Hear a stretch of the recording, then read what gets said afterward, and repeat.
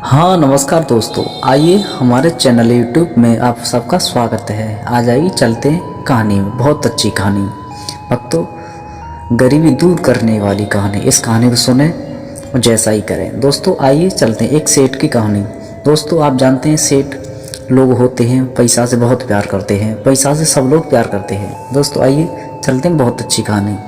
आइए हम सबसे एक बात कहेंगे, अगर हमारे चैनल पर आप नए हैं तो हमारे चैनल को लाइक सब्सक्राइब शेयर अवश्य करें, जैसे कि आपके सामने नई नई वीडियो आ सके।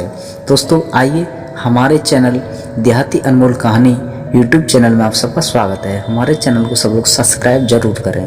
तो आइए चलते हैं कहानी में, चलो चलते हैं। ये कहानी एक सेठ की है। सेठ जो होते हैं वो बहुत ही लोभी होते हैं। उनके कपड़ा की दुकान थी और कपड़ा की दुकान को चलाया करते थे। इतने लोभी थे कि हम आपको क्या बताएं दोस्तों। उनके पास इतना टाइम नहीं था कि वो भगवान का भजन कर लें या भगवान को थोड़ी क्षण याद कर लें।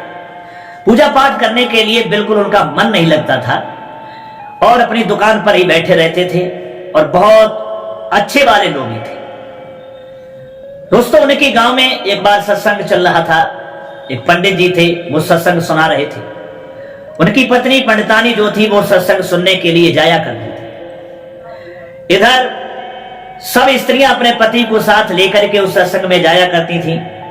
तो सेठानी ने सोचा कि हमारे सेठ जी तो आते नहीं हैं, क्योंकि सब स्त्रियां अपने पतियों को लेकर के आती हैं और कल से हम भी अपने पति सेठ जी को लेकर के आएंगे।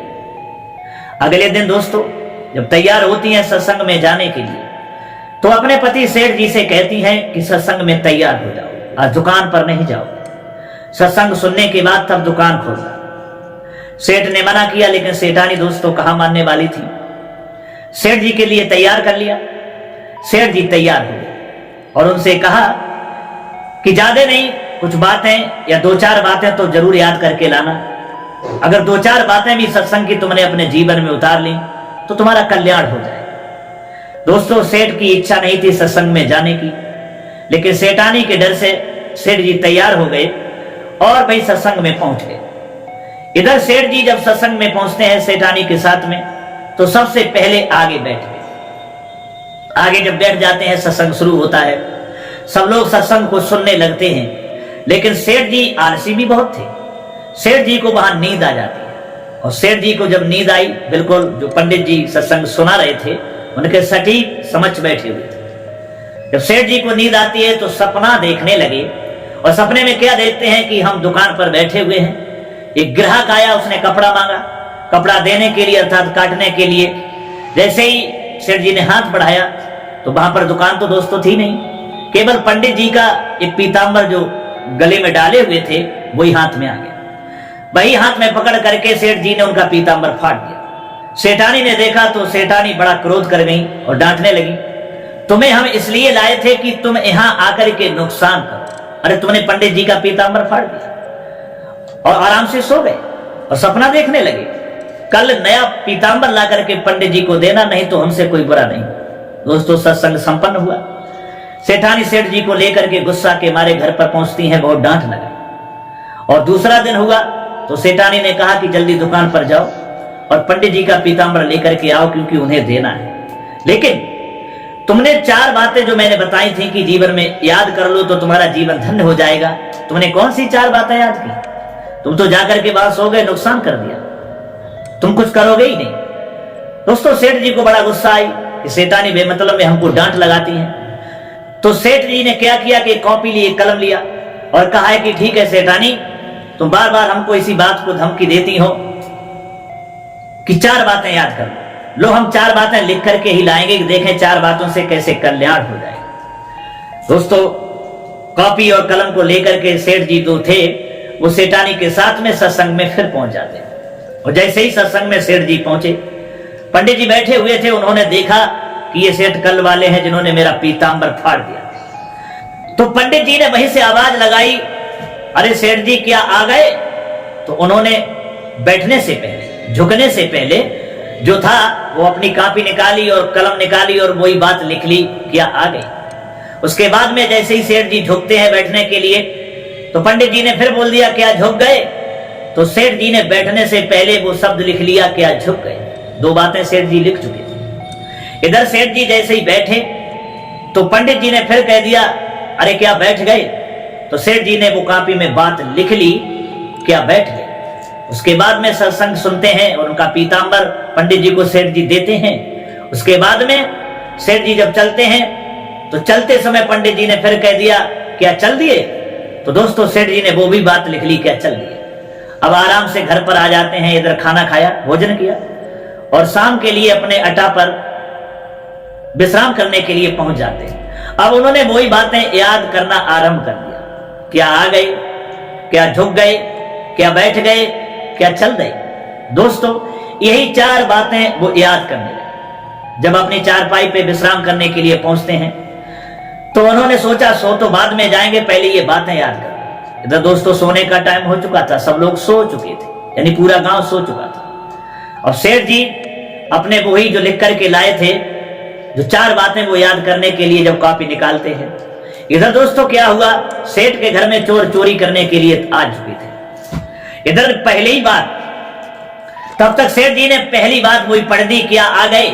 दोस्तों जैसे ही उन्होंने पहली बात याद की, चोरों ने समझा लगता है सेठ जी जग रहा है, ये देख रहा है, इसलिए कह रहा है कि क्या आ गए। ऐसा करो सब लोग झुक जाओ, छिप जाओ। और दोस्तों उधर जो थे चोर छिपे यानी झुके। तब तक दूसरी बात सेठ जी ने फिर कोई पढ़ी, क्या झुक गए। और जैसे ये बात चोरों ने सुनी तो चोर समझ गए लगता है सेठ हमको बिल्कुल देख रहा है, ऐसा करो छिप के बैठ जाओ, नीचे बैठ जाओ। और दोस्तों जैसे ही चोर बैठे तो तीसरी बात सेठ जी ने फिर वही पढ़ दी, क्या बैठ गए। अब दोस्तों चोरों ने समझ लिया कि लगता है बिल्कुल सेठ जी हमको सटीक देख रहा है, उसकी नजर मेरे ही ऊपर है, कहीं ऐसा ना हो कि वो हमारे ऊपर हमला कर दे, गोली चला दे, मुझे जान से मार दे। इससे तो अच्छा है कि यहां से भाग चलो। दोस्तों क्या हुआ, जैसे ही चोर भागे तभी वही लास्ट वाली यानी चौथी बात जो थी वो सेठ जी ने फिर वही पढ़ दी, क्या चल दिए। अब जब ये सुना चोरों ने तो चोर भाग खड़े हुए। चोर जो थे वो चले गए और सेठ की जो चोरी सबसे ज्यादा उस दिन होने वाली थी वो चोरी बच गई। इधर दोस्तों क्या हुआ, सेठ जी सुबह को जागते हैं तो पड़ोसियों से पता चलता है कि सेठ जी तुम्हारे घर पे रात चोर आए थे और हमारी तो हिम्मत नहीं पड़ी कि आपको जगा दे, आपसे कुछ बोल दें, क्योंकि वो चोर थे, हो सकते मुझ पर हमला कर देते। लेकिन आपने जब वो सवाल याद किए और उन सवालों को सुना उन्होंने, तो वो झुके और बैठे, मैं देखता रहा। और जब लास्ट में आपने वो चौथी बात कही थी कि क्या चल दिए, तो वो सब भाग। दोस्तों उस पड़ोसी व्यक्ति की बात को सुनकर के उस दिन सेठ के दिमाग में झटका लगा। हमारी सेठानी सच कहती थी कि सत्संग की 4 बातें यदि जीवन में उतार ली तो जीवन ही बदल जाएगा, इंसान का कल्याण ही हो जाएगा। जो आज इतनी लंबी चोरी हमारी इन 4 बातों से बच गई। दोस्तों अब सेठ जी जो थे वो भगवान की भक्ति में लीन हो गए। जो लोभी थे उन्होंने लोभ को त्याग दिया, अब तो दान भी करने लगे।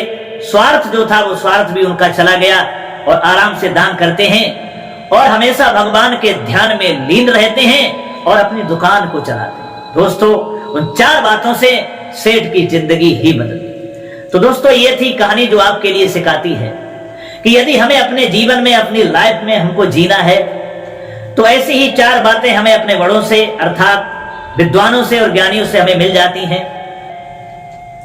जो हमारे जीवन के लिए बहुत ही महत्वपूर्ण होती हैं। अगर आप उन 4 बातों के लिए समझ लें, अपने जीवन में उतार लें, तो हमारा जीवन ही बदल जाता है, इसी तरह से जैसे सेठ का बदल गया। तो दोस्तों ये कहानी कैसी लगी आपके लिए? हमें उम्मीद है ये कहानी आपको जरूर पसंद आई हो। अच्छी लगी है तो कमेंट बॉक्स में हमको जरूर बताना। फिर मिलते हैं अगली वीडियो के साथ में, तब तक के लिए सभी दर्शक भाइयों के लिए राधे कृष्णा।